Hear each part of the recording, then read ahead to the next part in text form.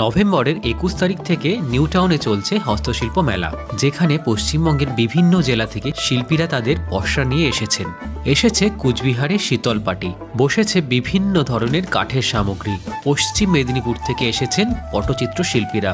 কত শিল্পী এক মনে কাজ করে যাচ্ছেন, কি নিখুঁত তাদের হাতের টান, দেখে চোখ জুড়িয়ে যায়। বিক্রি হচ্ছে হরেক রকম মধুবনী, কালীঘাট আর্ট, পটচিত্র ইত্যাদি। আমি আর মামা বেছে বেছে কিছু পেন্টিং কিনলাম। ১৮০ টাকা থেকে পাওয়া যাচ্ছে রাগ।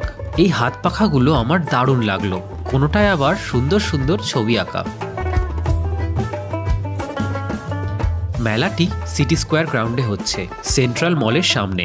১৪ই ডিসেম্বর অবধি চলবে। প্রতিদিন দুপুর ১টা থেকে রাত ৮:৩০ অবধি খোলা থাকবে। আপনারাও পারলে একবার ঘুরে আসুন। শিল্পীদের থেকে সাধ্যের মধ্যেই কিছু কিনুন, তাহলেই শিল্প বেঁচে থাকবে। আজকের মতো চলি, টাটা।